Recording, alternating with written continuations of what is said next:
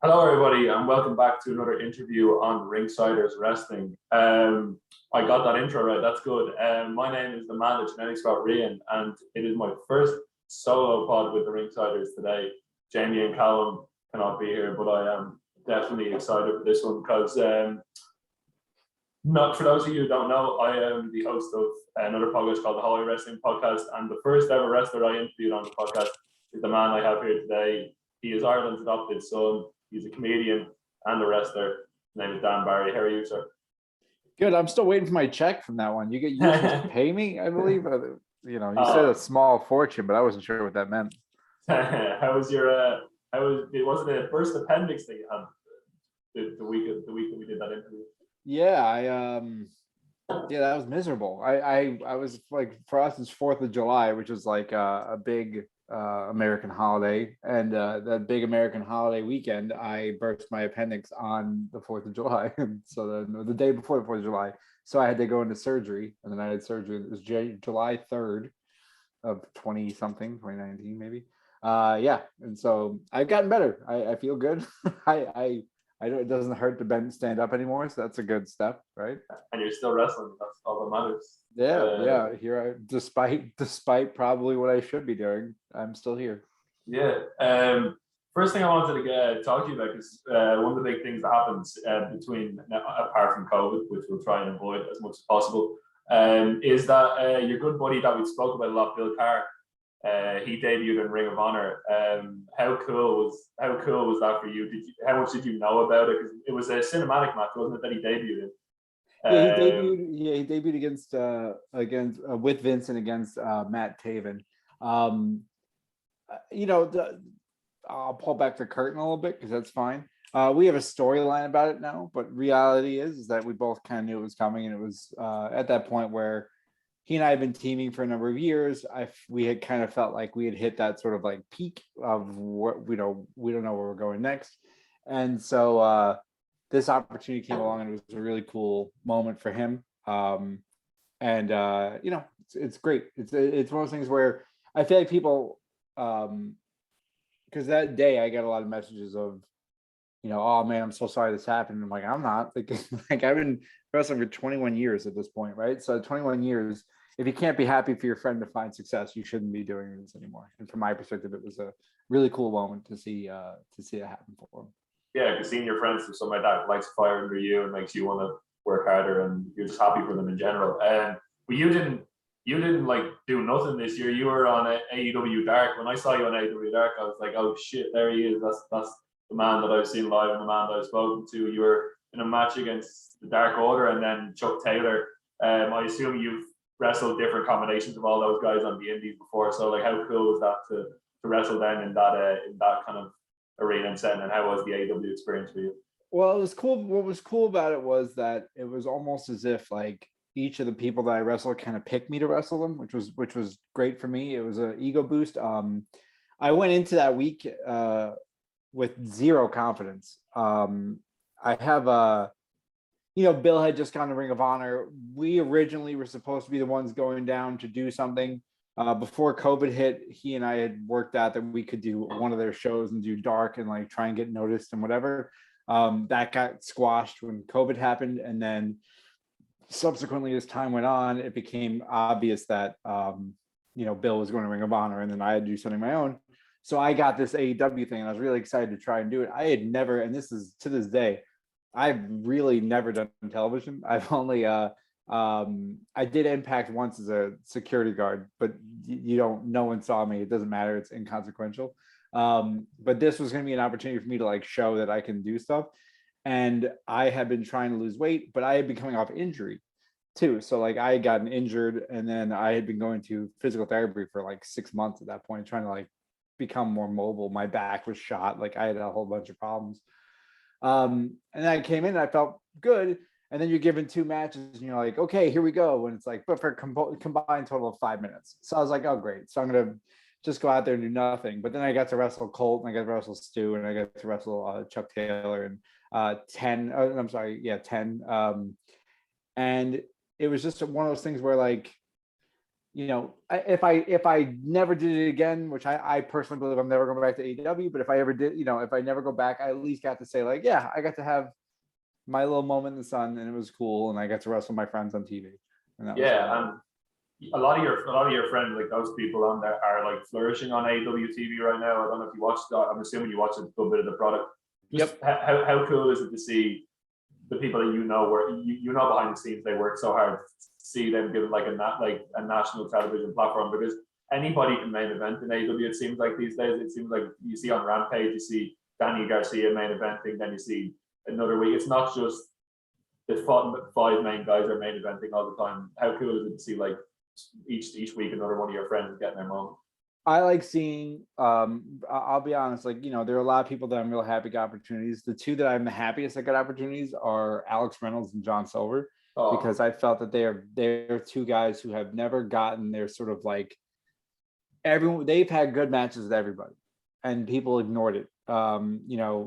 They had great matches against the Young Bucks. They were my debut match in PWG. Like, these guys are guys who are really good and know what they're doing, and they kept going like just short. Like, they couldn't get that like notice, and they kept getting a little bit short. And then they got to AEW, and they came in as they're just like enhancement talent, but it was such like they had the opportunity to be something more. And I remember when they were talking, like, they think they're going to put us in the Dark Order, and it was like all they wanted was just an opportunity to be a part of something and like showed they can do stuff. And now I would argue John Silver's seen a skyrocket success. I think that Alex seen a great success. I think that the both of them are doing well now, but those are my two that I'm like, that's so fucking great for those two guys. Like, I'm happy for Trent, I'm happy for Chuck, I'm happy for Orange Cassidy a lot, because Orange Cassidy was somebody who also was like a guy who had been doing this for a long time, and it was like he needed that opportunity. He got that opportunity, and he became one of their biggest stars. And I'm just so happy. But Alex and Johnny are the two that I kind of go, those are my fucking guys. Like, I'm so happy for them. Seeing them in the ring afterwards when Hangman won, they were such a big part of that storyline. But I can't stop laughing when John and everyone around him seems like they can't stop laughing when John and Alex are on camera. Or so I gotta push you for a John Silver or Alex Reynolds. Is there any stories in particular, any moments that stick out to you as like, I'm assuming it's just constant belly laughs backstage? So Bill and I and Alex and Johnny have done like loops. Like we've wrestled each other a bunch of times throughout, and then subsequently that means we were in cars a lot. John Silver is the worst partner to be in a car with. Like, he is asleep half the time, he snores, he's just that kind of a person.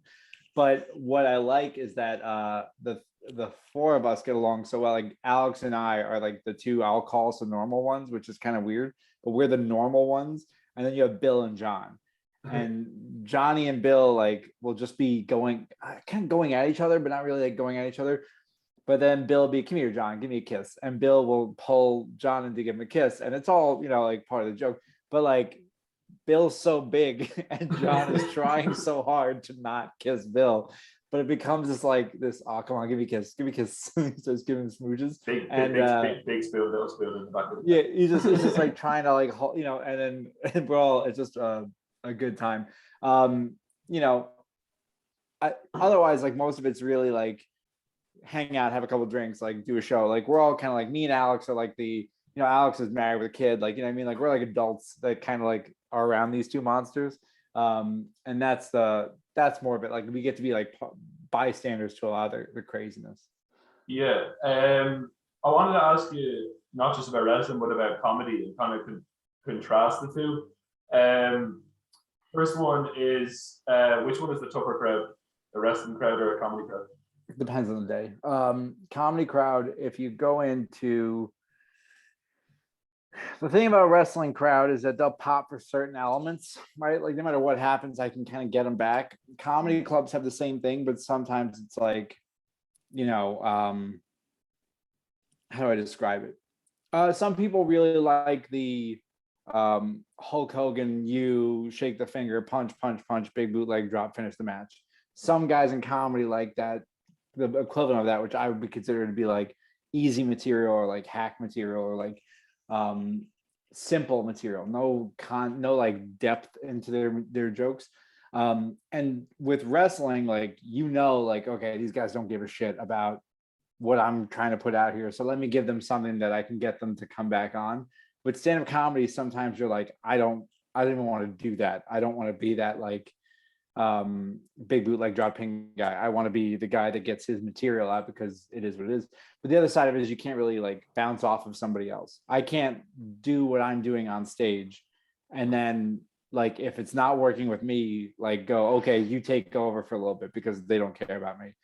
It's like I have 30 minutes to tell jokes, and my 30 minutes are up when my 30 minutes are up, not when I want to get off stage. So that's a bigger kind of struggle there. Yeah. Do you remember your first gig? Your first comedy gig? My first like real comedy. I mean, like, you not including like a bringer show or like what we call an open mic. Yeah. My first like real gig was I opened for Rich Voss, who is an American comedian, and I found out I was doing it that week. Well, that's actually kind of, yeah, I guess that would be my first actual. I consider my first gig the first paid gig, right? Like, I'm going to use that as the barometer. So my first paid gig was with Rich Voss, and Rich Voss is kind of a tough cookie. He's like kind of he comes off like a bit of an asshole, like he's just busting your balls. And my first gig, like, luckily for me, I'd been a wrestler for, at that point, 10 years, 11 years. So I kind of recognized it immediately, and I was like, I'm not playing into this. But my jokes weren't funny.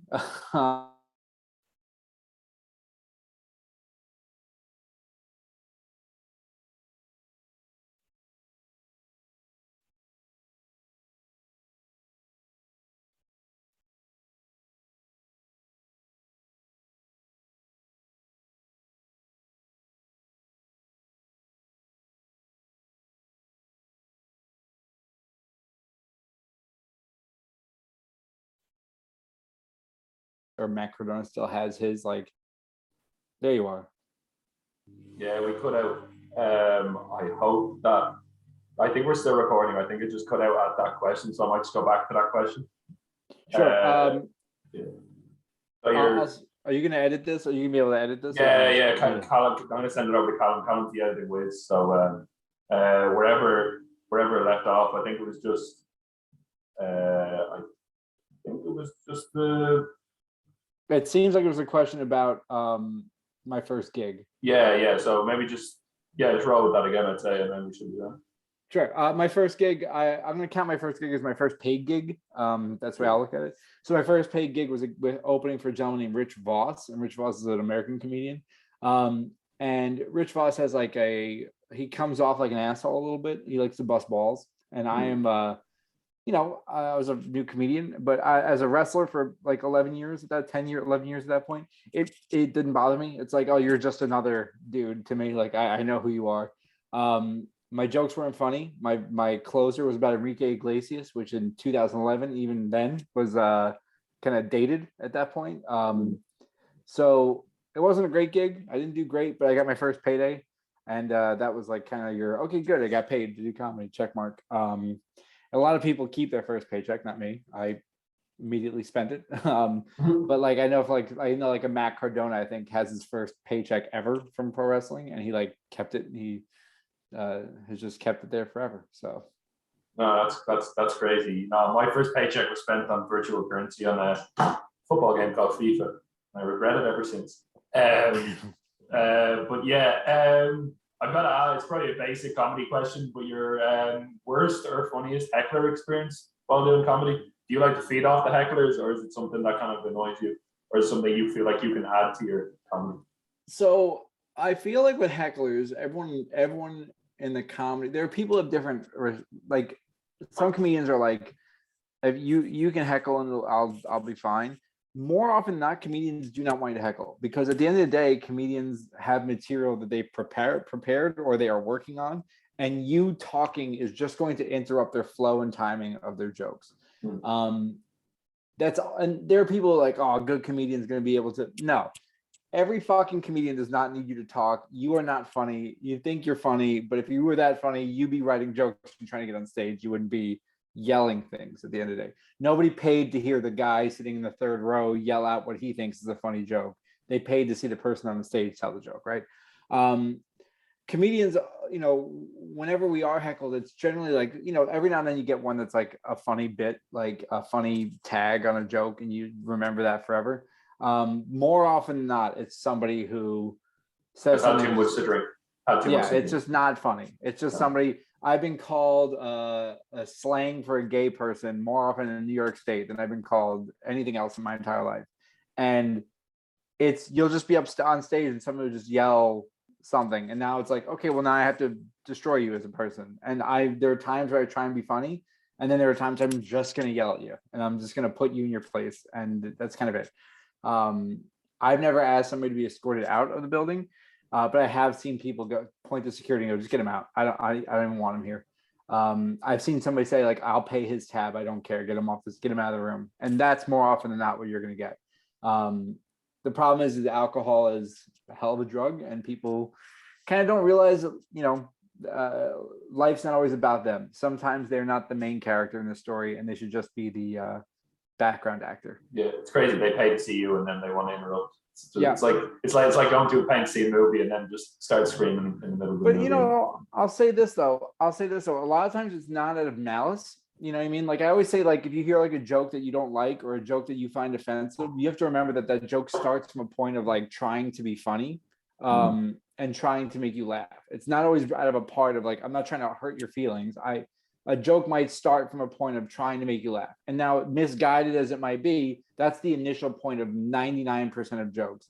Same thing with hecklers. They're not always just trying to be whatever. They're trying to be funny.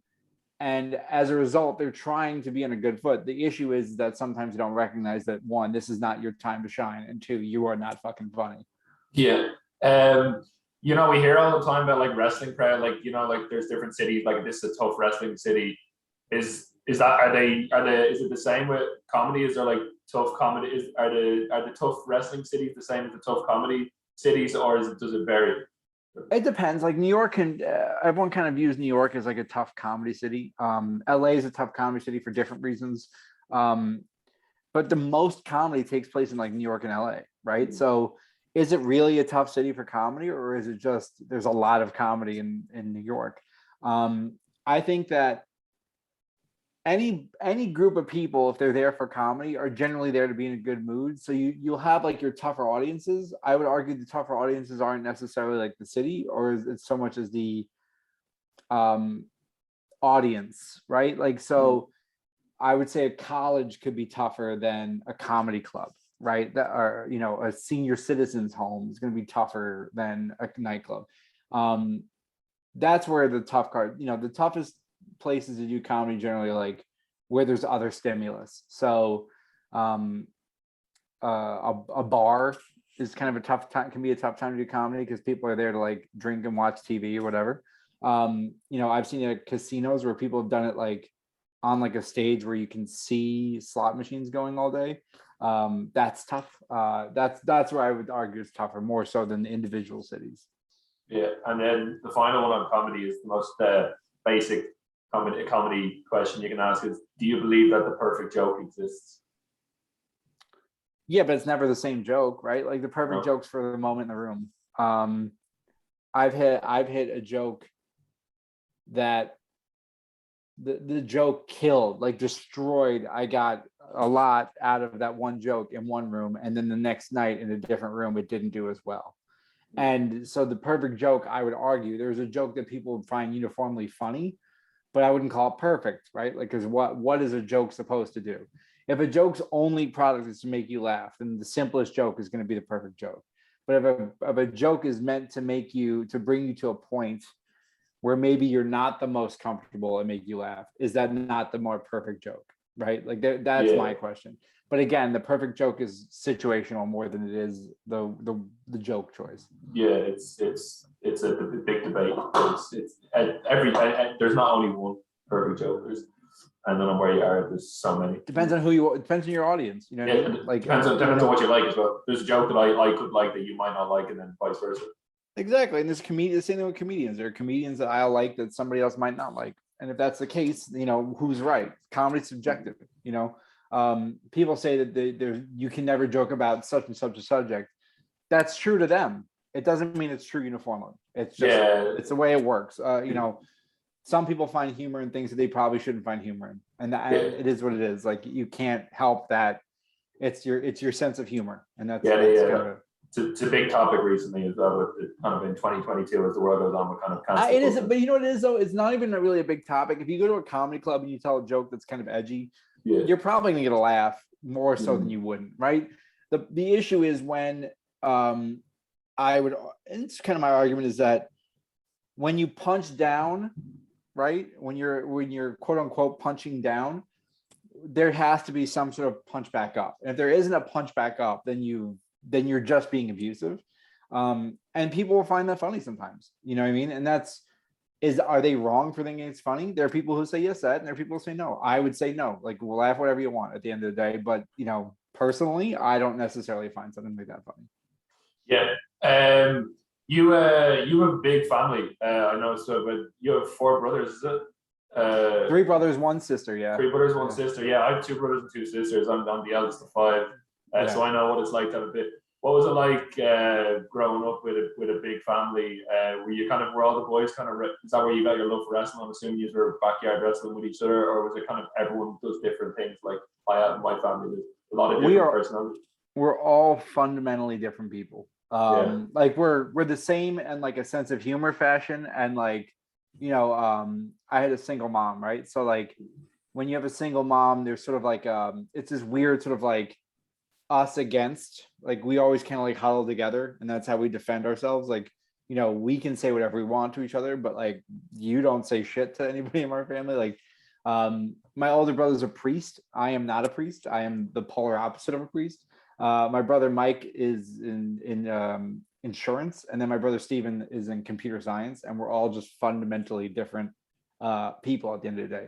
But we all loved for a while pro wrestling. I then stuck with it, and they left it.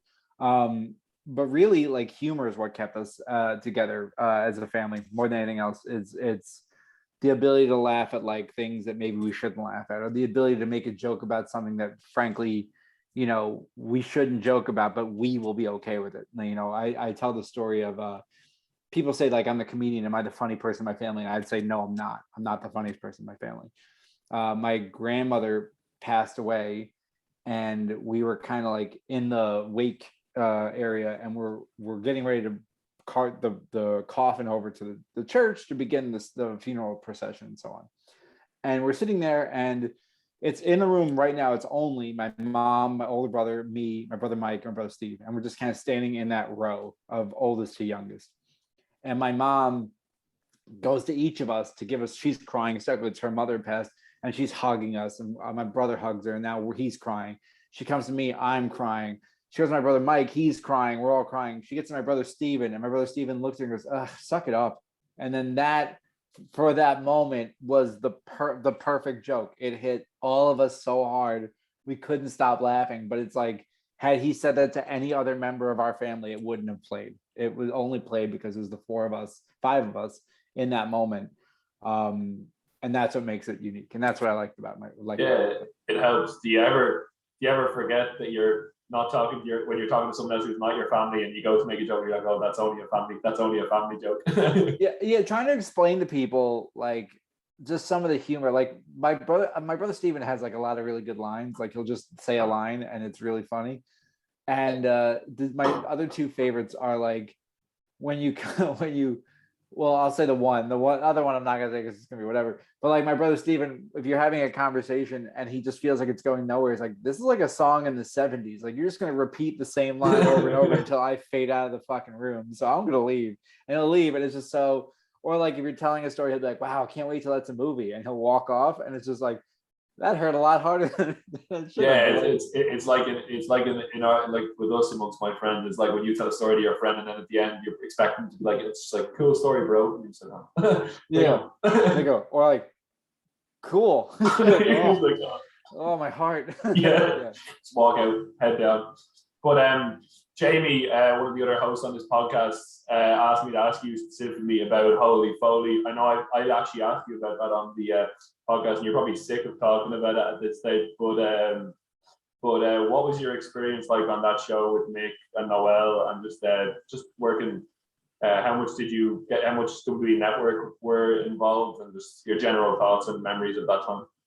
Well, so there's two elements of it that I think are fun. Like one, like the idea that I was not supposed to be on the show in the first place. Like I was supposed to be I was literally there for the pilot, and the idea was to pitch that Mick would be training his own daughter. And then as a result of the pilot, they were like, no, like we had some notes, and I'm gonna end the story on those notes. But the idea that like suddenly not only was I on the show, but I was a castmate, I was a character, I was a person on the show, I was somebody that was like I was on call sheets every day, and which is weird to me. You know, I've come from a background of like working backstage in television. I've never worked on camera. So when you get a call like, hey Dan, call time is this, da, da, da, da, and now I'm like talent and you're treated suddenly differently, it was very cool for me. It was awesome. You know, a lot of it was, you know, sitting in a room with no air conditioning, just with lights on you, running drills, trying to get Noelle ready for wrestling. She did get hurt wrestling me, which is great, right before her WWE tryout, which is awesome for her, I guess. She, you know, I told the story to her dad, Mick, and she had dropped an elbow on me, and it bruised her ribs or something. It did some damage.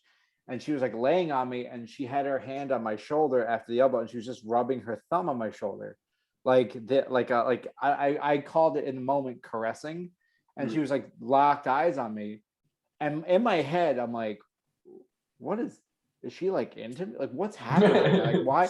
And like her boyfriend is like literally like 40 feet away from us. Her dad's at the edge of the ring, and she's staring at me, and like in the moment I'm like, is she gonna risk it all? Like, what is happening right here? Like, this is my last day of shooting. Her and I had shot a lot about training and so on. And I'm like, what's happening? And then I realized a single tear was coming down. And I go, are you okay? And she goes, no. And I stopped, and like it turned out she had bruised her ribs really bad, and she couldn't breathe, and she was in a lot of pain. But I thought it was funny that like I couldn't tell the difference between somebody being enamored with me versus somebody who had a broken rib. Was like, I think that's the comedian kind of. I have to look at that perspective. The other side of this, which I thought was really cool, was I opened for Mick. So I opened for Mick and do comedy shows every now and then. And he just did one in Poughkeepsie, New York, which I had gotten booked on last minute. And Mick was talking, and I introduced him, and he walked up stage, and he goes, if you've seen Holy Foley, you've seen Dan Barry. He goes, he was the guy who was training my daughter for the entire show. People clapped, whatever. And he goes, I have a story that Dan does not know, and I will tell it to you guys right now. So I was not supposed to be on the show. I was just doing the pilot, and then Mick was going to train his daughter. They showed the footage to Vince McMahon, and Vince McMahon said, I have two notes. Note number one, I want more of Mick's dog. And number two, I want more of Dan Barry. Oh, so shit. The only reason I was on the show is because Vince McMahon wanted to see Mick Foley's dog and Dan Barry. You're taking that to the grave, you know? Yeah. So I went up to, Mick invited me on stage for another moment, and then I said to Mick, I'm like, you couldn't have told Vince that I'd be willing to do fucking SmackDown. Like I had to do it very slowly. I'll go to a table any day of the week. Yeah. You want to see more of Dan Barry? There's a way to do this. You do run several TV shows throughout the week, but yeah, no, it was cool. It was a really, it's one of those things that's like, hey, I got to do that, you know. I would love to be a fly on the wall when Vince said those two lines. Yeah. So there's two moments. There, whatever. I'm gonna tell this story because it doesn't really matter. But after I did AEW, somebody heard Tony Khan go, "Who the fuck is Dan Barry?" And because I wrestled Chuck and I did like the moonsaults and whatever else. And I think he was like, what is this guy? Who is this guy? And so I always think about like imagining both Tony Khan and Vince McMahon have one thing in common, and they don't know who the fuck Dan Barry is. And I think that's a funny way to like look at like Vince goes, who the fuck is Dan Barry? Like that's so great. And I may be wrong here, but would Frank the Clown is in the front row at a lot of AEW shows? Was he in the front row for your one? No. So I was there. It was the end of the COVID run where they were doing only the Jacksonville tapings. I was there. So my weekend, the show that the thing that I saw was Wardlow versus Jack Swagger in the cage. Like I was there for that, in that in that UFC match or whatever it was. So I was there for that weekend. It was the last weekend of like no fans, or like I guess fans were there for Dynamite one week and then they weren't going to be there the following week or something like that. They just done a pay-per-view or something. And I was there immediately following that. Yeah. And then the audience are ringside. Probably my last question today for you is the audience are ringside. They're quite like they're from all around the world, and you're Ireland's adopted son. So 5 places in Ireland that you have visited. You can go 3 if 5 is too many. What are the 5 like essential? Oh no, I could go all day. So my favorite place to get fish and chips is Kinsale, 100%. Oh, so good. I did not. What happened was that we were going to. I was going to the Blarney Stone, and I had heard about Kinsale. And one of the things. So the other thing about me is that like my goal one day is to own a home in Ireland. I don't care how. I'm eligible to be a citizen. Good look. Inflation is insane in this country. Right. Yeah. Well, I live in New York. If you want to compare prices, yeah. No, it's brutal here. So I want to own a home in Ireland, and I was like looking at like there are places I looked at as far as like obviously I'm not going to buy one now. I don't have that money. But I was looking, and Kinsale was a place where it was like I got there. I was like, oh, I'm in love with this town. And then you had fish and chips, and it was phenomenal. And it was a great town. I was like, I love this place. So Kinsale, 1. 2, Carlingford. Love that city. I stayed in that city for a week, and it was like I couldn't describe. There was something about being there where you're like, I'm gonna walk to town and just hang out. And it's a big school tour kind of area because there's a lot of like water. You can do a lot of like that kind of water sport. Right. So they have like the center, like we walk, but like it was so like I don't know, like I have family. My sister-in-law his family's from Dundalk, and I've been to Dundalk, and Carlingford's kind of like right around the bend from them. And I remember being in Dundalk, being like, oh, there's like a lot of like, there's a Tesco, and then there's like it's kind of like a suburb, and then you go to Carlingford. I'm like, oh, this is what I thought was a beautiful, like you'd see like a nice house, and you turn a corner, and suddenly you're in like old Ireland. That's the way I described it. So, I love Dublin. It's a great city for me. I've gotten to wrestle there. I've gotten to do comedy there. I got to stay at the Shelburne once, which is fucking wild. How was that? So here's the thing. So it's the Shelburne is like a Marriott property, and Marriott is like a big hotel chain here. And like for work, I've traveled almost solely through Marriott's, and there are like a lot of lower Marriotts that are not as nice, obviously, as like a Shelburne. But I had accrued enough points that I could stay at the Shelburne for free. So when I debuted at the Tivoli for OTT, I was staying at the Shelburne. And so I went to Joe Cabray, and he goes, you need me to get you a hotel? I'm like, no, I have one. I'm staying in the city. He goes, oh, where are you staying? I'm like, the Shelburne. He went, fucking what? Blew him away. And like this, he's like, how do you use like Obama stayed at the Shelburne when he was here? And it was, also, I like Cavan. My grandfather's from Cavan, so I have to go there. And then, I would say, it's where I've lost the town in my head. Bray. Absolutely. Yeah. I stayed at the castle down there. What is it? Wicklow. Maybe. Oh. I'm not as good at Irish geography, and I live here, so. You could be. I'm trying to remember where it's another Marriott place. I had points, so I stayed at this place, and it was phenomenal. And I remember I can't. It's Wicklow, but what's the name of the castle? How nice is it to drive the length of the country in 3 hours? Oh well, that's the other thing too. Is I'm looking up the castle while I sit here. Castle. There's a waterfall there. What the hell's the waterfall? Oh, Powers Court. Powers Court. That's it. Oh, yeah. Because I play. I should have known that because I play golf there. One of my friends is a member there. It's so good. So nice. Right. So I stayed in that property, and I got bumped into a suite, and like the suite's bigger than my current house, and I was like, this blows me away that I get to live in. Again, it was on points or whatever. Did you felt like Kevin in Home Alone? Like, yeah, no, because and the best thing part is like, you can see how I'm dressed. I know it's gonna be a podcast. I'm wearing like a workout t-shirt and a hat. Like this is what I showed up to Powers Court in. Like I showed up to the hotel like coming off of a red-eye flight into Ireland. Like I was exhausted. I pull up and it's like there was a Maserati, and then there's like a G-Wagon. There's always great. I had a Toyota Corolla. Like I pulled up in a Toyota Corolla and they're like, you want to valet this? I'm like, I'll just park it. Like, yeah, like that golf club, that membership is like, if you get in, it's double figures in the thousands. Like it's crazy. So you know how much those people make. I play golf. Like I'm a not a great golfer. I am just a golfer. I'm a amateur golfer, and there are certain courses like I call it the $100 above or below. Yeah. Like I can only play at $100 under courses because I'm not good enough to touch those ones that are north of 100. Like I'm just not. I've had to. I played a couple of them. I don't know if you know Carton House in Ireland. It's still there. Yeah, I actually got a voucher there for Christmas this year. I'm gonna go back, but I played there because my dad delivered ice cream there, and I played in Powers Court. And I play off 14. I don't know about yourself, but I'm okay. I'm not terrible. I'm not great, but some of these courses are just, you chip the ball onto the green and then it just disappears and you get really sad. Yeah, you're like, I'm a white tee guy, and it's like my goal is to get within 150 yards and like hope to God that like I can get on. Like that's all I care about is like I'm really good inside of 150. Yeah. Up to that point, I say really good as in like competent, not like good, but like competent. Like I can use my irons to get to the green.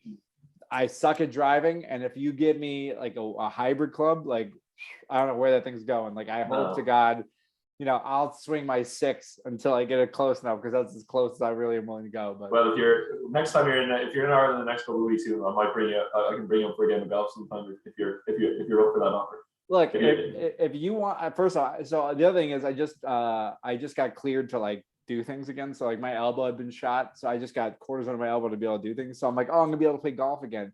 And so I have not played since like June of this year, because I've had so many elbow issues. I haven't played him since November because of college, so we're both going to be rusty. Yeah, I'm like, for me, it's like a 9-hole, a par 3 courses. That's like all I'm willing to do at this point. But no, yeah, I want to play golf. I got to play in Disney. Shit! So there's the Magnolia course, which is a Disney course. I've also got to play in Myrtle Beach on like plantation grounds. So I'll talk. I can't believe nobody in wrestling wants to hear my fucking golf stories. But the plantation course, you're playing, and it's like also a museum as you're playing. Like there's like landmarks of like what was at the plantation originally, and then you realize like as you're playing, because you're like, you hear the term plantation. So there's something called the Kapalua Plantation where there's a golf course. There's like a lot of golf courses with the phrase plantation in it, but then you have to remember that generally means like slavery, and you don't think of it initially. I know that like it's weird to hear that and say like you don't think of it. You just don't. You think golf course. Like Kapalua Plantation is not named after slavery. It's just where they created like sugar cane, and that's where they. So when you go here, I'm playing the plantation, and then it's like, oh, this is where the slaves stayed, and that was like a sign.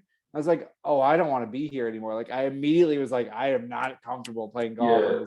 Like I'm playing in essentially a graveyard, and I had like a whole panic attack. So the next time I played golf, I'm like, I gotta go like Disney. So I went to Disney and I played in the Magnolia course, and I hit the ball, and it was on the like 13th hole or something, and I got it. It was a good shot, but it was a little bit right of fairway. So I ran over to go get the ball, and there was a fucking alligator sitting there. And Florida sees alligators a lot. New York does not see alligators. We don't have alligators. So I'm like, that's a dinosaur. Like I don't want to be anywhere near that.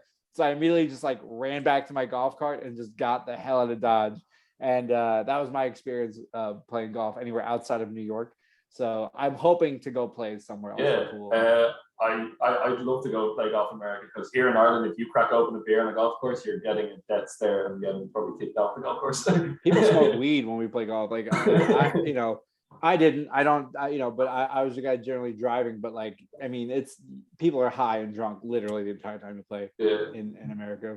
Yeah, we can talk forever, but this has been a fantastic conversation. I'm sure Jamie was talking about getting you back on, so maybe we can talk some more golf next time. I'm sure wrestling fans really can't wait to hear about Dan Barry's insights on golf. Listen, that's what these interviews are about. You start at the top and then it just escalates, and that's the best thing about it. It's conversation. Conversations are the best. But no, we've gone through comedy, golf, and wrestling. All three of the most liked things in the world. Yeah, that's what I'm here. It's comedy, wrestling, and golf. That's my next podcast, in case you guys are wondering. But no, Dan, before we leave, plug everything away. Where can we find you? What are you up to right now? And well, specifically, I'll be specific. I'm going to be at OTT in March on I think it's the 12th. I want to double check that before I say anything else. I'll be at Scrappermania. Tickets are on sale at the National Stadium in Ireland. Please go. It's March 12th. I will have a shirts for sale. 8x10 for sale. You can come say hello. If you want to pre-order a shirt in your size, you just gotta hit me up on Twitter and I will set that up for you. Otherwise, I have a lot of shows coming up. I'm trying to get comedy in Ireland when I'm there on the 10th or 11th. I have yet to book it, so I'm going to go ahead and say it's probably not going to happen, but I'm going to do my best. Let me know if you get a gig. Let me know. And believe me, I'm doing everything I can at this point, but it's well, see it on your social. I don't want to take away stage time from Irish comedians that are working all the time and trying to get to practice their trade. I'd rather do my own thing and then use that as an opportunity to bring wrestling fans and Irish fans to the show to see comedians who are locals. But right now, the only opportunities I have are like kind of get on a show and do like 10 minutes and get off the stage. It's not really beneficial to anybody. So I'm trying to find a way to get a decent show out there, but that's it. That's all I got. That's it. And obviously, you can find us at Ringsiders on all socials and on the YouTube. There's the Dan Barry on Twitter, Instagram, and whatever else. I probably should have said that too. You're good. So thanks, Sam, for coming on. You can find us everywhere. Ringsiders Wrestling on YouTube. There's so many interviews out right now. The boys are just crazy. I've just joined this crazy journey. Those guys are pumping out so much content. So hopefully you'll see more of my face, or hopefully not, in the next couple of weeks. I need to go get back to work. Dan needs to get on with his day. So I have been Rian. That's been Dan Barry. I gotta go to the gym. That's my day. I gotta go to the gym. See you later, boys.